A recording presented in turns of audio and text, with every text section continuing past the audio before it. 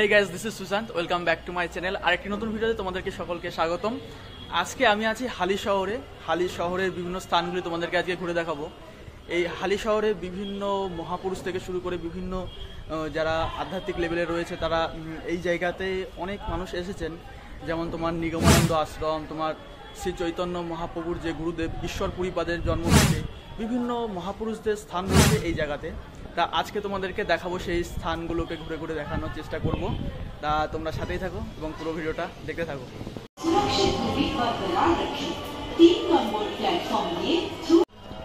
এবার বলে নিই, তোমরা যদি হালিশহর স্টেশনে আসো, হালিশহরে কীভাবে আসো? তোমরা যদি শিয়ালদা হয়ে আসো, শিয়ালদা থেকে নৈহাটির পরের স্টেশনই আছে হালিশহর। তোমরা আসার জন্য শান্তিপুর, রানাঘাট, গেদে এই ট্রেনগুলো উঠতে পারো। কল্যাণী সীমান্ত এই ট্রেনগুলো পেয়ে যাবে। আর তোমরা যদি হাওড়া হয়ে আসো, হাওড়া থেকে ব্যান্ডেল থেকে নৈহাটি থেকে তোমরা হালিশহর স্টেশনে আসতে পারবে। তা হালিশহর স্টেশনে এসে দেখতে পাচ্ছ এটা হালিশহর স্টেশন থেকে 1 নম্বর প্ল্যাটফর্ম দিয়ে বেরোবে। 1 নম্বর প্ল্যাটফর্মেই তোমার অনেক যেগুলো রয়েছে টোটো, বাস, তারপরে তোমার অটো, সেখান থেকে যাতায়াতের ব্যবস্থা খুব সুন্দর। চলো তাহলে যাওয়া যাক। শহরে নেমে ওভারব্রিজ দিয়ে ক্রস করে 1 নম্বর প্ল্যাটফর্মের দিকে আমরা চলে আসবো।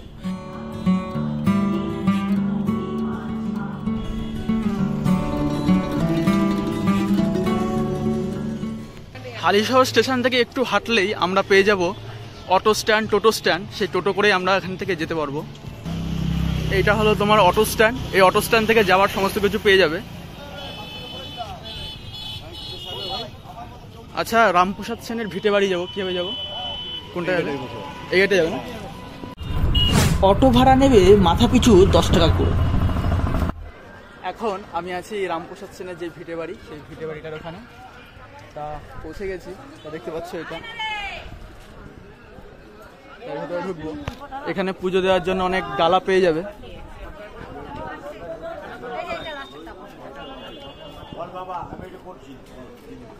কত করে ডালা? 51 আছে, 101 আছে, 201 আছে। আচ্ছা আচ্ছা, এরকম তোমার আচ্ছা। তো দেখতে পাচ্ছেন এখানে অনেক ডালা রয়েছে। তা তোমরা যখন এখানে আসবে এখান থেকে ডালা সংগ্রহ করে নিতে পারো। হালিশহরে রামপ্রসাদ সেনের ভিটে বাড়ির সামনে নামলেই, অটো থেকে নামলেই দেখতে পাবে একটি চিত্রপট, যেখানে রামপ্রসাদ সেন মাথায় কালিমাকে নিয়ে যাচ্ছেন এবং বিভিন্ন জিনিস চিত্র আকারে ফুটিয়ে তোলা হয়েছে। এখানে পার্কিং করার ব্যবস্থা নেই, দেখতে পাচ্ছ, অন্যদিকে পার্কিং করতে হবে। আর এটিই হলো একমাত্র ঢুকবার গেট। সেই সামনের গেট দিয়েই আমাদের মেন মন্দিরে প্রবেশ করতে হবে। তাই সামনে দেখতে পাচ্ছ অনেক মানুষ তাদের মনস্কামনার জন্য কিছু ধাগা বেঁধেছে। আর পুরো চত্বরটা দেখতে পাচ্ছ কি সুন্দর, একদম পরিপাটি। এবং সামনেই হচ্ছে কালী মায়ের সেই মন্দির।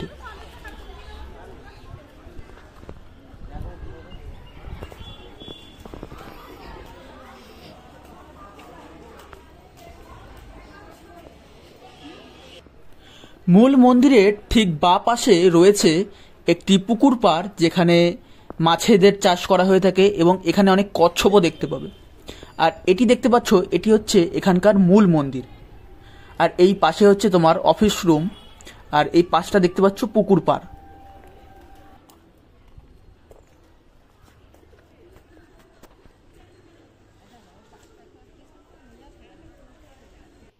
এই পুকুরে দেখতে পাচ্ছ অনেক কচ্ছপ রয়েছে, যেই কচ্ছপগুলো জলের ওপরে ভেসে বেড়াচ্ছে।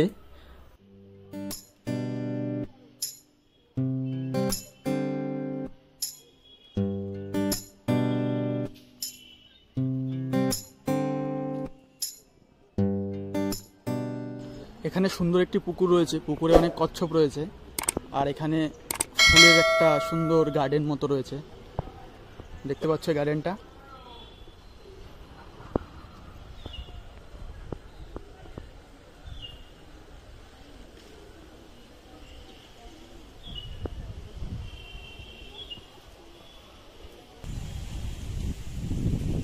এটা হচ্ছে সম্পূর্ণ আশ্রম চত্বর।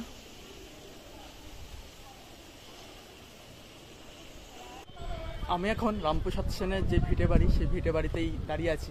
তা খুব সুন্দর একটা আধ্যাত্মিক প্লেস, খুব সুন্দর, ভালো লাগবে। তোমরা কখনো আসো, এসে ঘুরে যেও এই জায়গাটি। আই হোপ তোমাদের সবার ভালো লাগবে জায়গাটি। তা আমি দর্শন করছি এবং এখানকার যেই ঐতিহাসিক জায়গাগুলো আমি জানার চেষ্টা করছি। রামপ্রসাদ সেন এইখানে বেড়া বেঁধেছিলেন। যখন বেড়া বাঁধছিল তখন মেয়ে ছোট করে খেলা করছিল।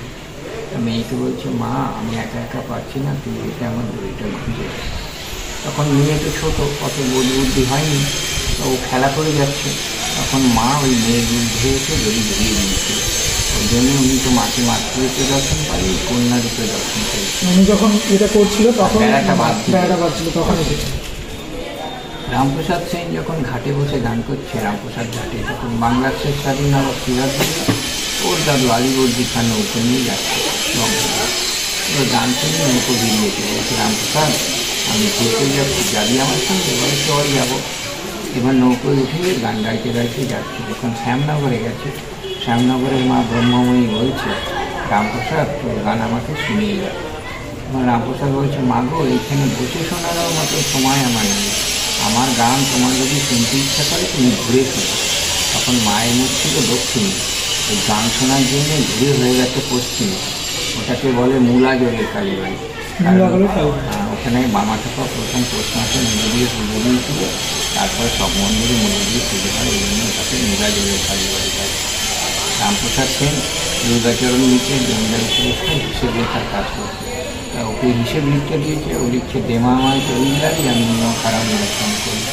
কার্তিক মাস সামান্য ধন দিবে তারা, পড়ে যাবে ঘরের শোনে, যদি দাও মা আমার নভয় চরণ রাখি যদি পর্দা শোনে। তখন মনিক বলছে, রাজা জমিদার মশাই আপনি এই পাগল ছাগল রবি আছেন, ওকে হিসেব করতে দেওয়া হয়েছে, গান লিখে বসে আছে। তখন জমিদার বলছে, রামপ্রসাদ তুমি তোমার নিজের গৃহ হালি শহরে চলবে, এখানে বসেই তুমি তোমার কাজ সমাধান করো। তোমার যে মাসিক বেতন 30 টাকা তুমি হালি শহরে বসেই পাবে, এবং কষ্ট করে কলকাতা অবধি আসতে হবে। উনি কলকাতায় কাজ করতে? হ্যাঁ, দুর্গাচরণ মিত্রের জমিদারি শেষ হিসেব লেখার কাজ করতো। ঠিক আছে, উনি তো স্কলার লোক ছিল, উনি 5টা ভাষায় পারদর্শী ছিল, ইংরেজি, হিন্দি, আরবি, উর্দু, হ্যাঁ, এমনি কাজ পায়নি। ঠিক আছে, তা কৃষ্ণচন্দ্র ওনাকে খুব ভালোবাসে। এবার কৃষ্ণচন্দ্র ওনাকে কবিরঞ্জন উপাধি দিয়েছিল। এছাড়াও এই হালি শহরে 31 একর জমি দিয়েছিল রামপ্রসাদ সেনকে কৃষ্ণচন্দ্র। তা উনি পূর্ব বাংলার লোকেরা সব দখল করে এখন এইটুকুনি আছে। আর এই হালি শহর হচ্ছে পূর্ণ তীর্থস্থান, শুধু রামপ্রসাদ সেন না, এখানে রানী রাসমণির জন্ম, এখানে চৈতন্য মহাপুরুষ গুরুগৃহ এই হালি শহরে, নিগমতির পীঠ, এখানে সিদ্ধেশ্বরী আছে, জগদীশ্বরী আছে, শ্যামসুন্দরী আছে, সুধাংশুবালা আছে, রানী রাসমণি আছে। এই 5 জনকে নিয়ে পঞ্চসতীর পীঠ হচ্ছে হালি শহর। আর এটার প্রথম নাম হালি শহর ছিল না, প্রথম নাম ছিল কুমারহাট, তারপরে কুমারহট্ট, তারপরে হাবিলি শহর, তারপরে হালি শহর। এখন আপনারা দেখছেন পঞ্চমুণ্ডাসন বা পঞ্চবটি, যেখানে রামপ্রসাদ সেন বসে সাধনা করতেন সেই জায়গাটি। তা এই সেই গাছ এখনো রয়েছে।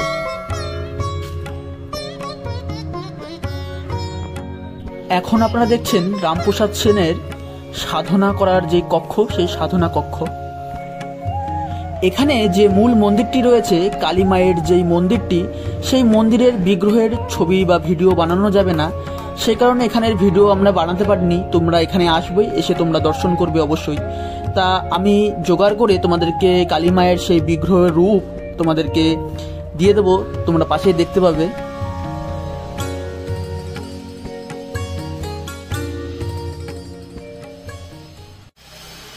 তা রামপ্রসাদ সেনের যে ভিটে বাড়ি, এখানে ভোগের ব্যবস্থা রয়েছে। তা এখানে ভোগের যে কুপন কাটা হয়, তোমাদেরকে 9টা থেকে 10টার মধ্যে কুপন কাটতে হবে। কুপন কেটে নেবে, কুপন কাটার পরে 1টা নাগাদ তোমরা এখানে ভোগ প্রসাদ গ্রহণ করতে পারবে। এবং এখানে টিকিটের মূল্য, যে কুপনের মূল্য রাখা হয়েছে 60 টাকা। 60 টাকার মাধ্যমে এখানে তোমরা ভোগ প্রসাদ গ্রহণ করতে পারবে। এই মন্দিরের কিছু বিজ্ঞপ্তি এখানে দেয়া রয়েছে, তা তোমাদের প্রয়োজন হলে তা তোমরা এটা ভিডিওটিকে পজ করে তোমরা দেখে নিতে পারো। এখানে কি কি নিয়মাবলী দেয়া রয়েছে সেগুলি। এখানে অনেক ভক্তরা যাদের মনের আশা পূরণ করবার জন্য তারা হয়তো এখানে ধাগা বেঁধে গেছে, তা তোমরা দেখতে পাচ্ছ। এখানে প্রসাদের ব্যবস্থা আছে। এখানে রাতে থাকার কোনো ব্যবস্থা নেই, কিন্তু এখানে দিনের বেলায় থাকার ব্যবস্থা রয়েছে। এখানে ঘন্টা প্রতি 20 টাকা করে নেওয়া হয়, তার মাধ্যমে তারা এখানে রুমে বিশ্রাম করতে পারবে।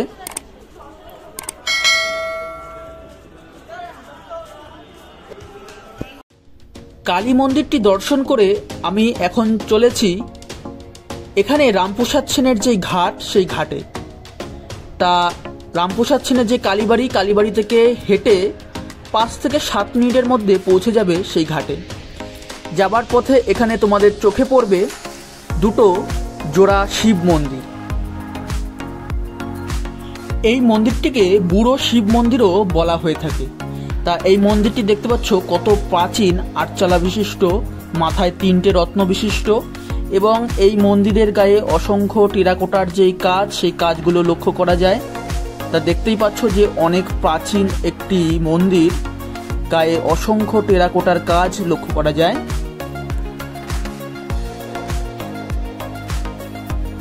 এখন আমি আছি হালিশহর জোড়া শিব মন্দিরে। সেখানে দুটো জোড়া শিব মন্দির রয়েছে।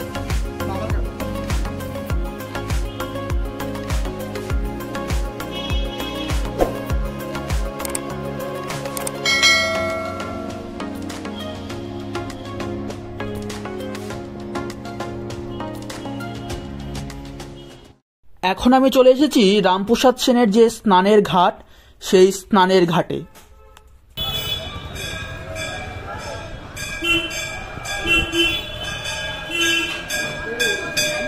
এই ঘাটে দেখতে পাচ্ছ ঘাটের যে দেয়াল রয়েছে, সেই দেয়ালে কি সুন্দর করে চিত্রপট আকারে রামপ্রসাদ সেনের জীবনের যেই কাহিনী, সেই কাহিনীগুলো সুন্দরভাবে চিত্রপট আকারে তুলে ধরা হয়েছে, এবং সেখানকার যেই বাংলাতেই লেখা রয়েছে সেই চিত্রপটের কাহিনীটি।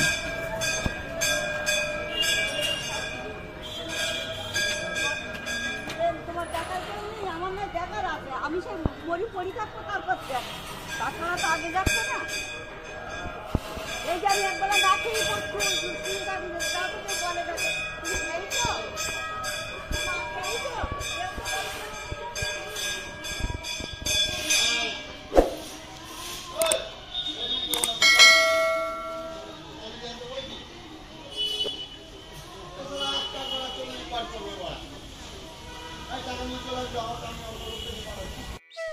ঘাটের পাশেই কালী মায়ের একটি মন্দির রয়েছে, তা তোমরা দেখতে পাচ্ছ।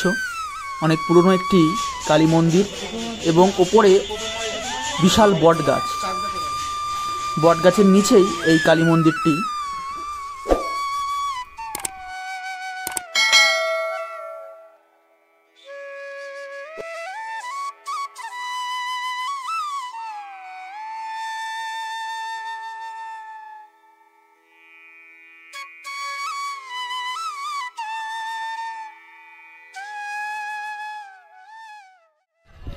এখন আমি যে স্থানে রয়েছি সেটি হচ্ছে হালিশহর গঙ্গার ঘাট।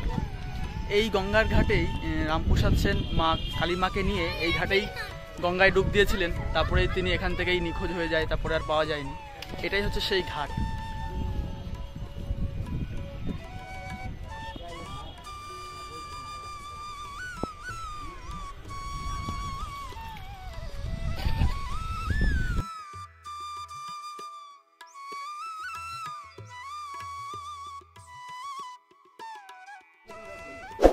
এই হলো গঙ্গা নদী, মানে ভাগীরথী হুগলি নদী। এই ভাগীরথী হুগলি নদীর 2 তীরে অনেক ছোট ছোট তোমার মন্দির গড়ে উঠেছে, যেগুলো আধ্যাত্মিক প্লেস, যেগুলো অনেক কিছু দেখা রয়েছে।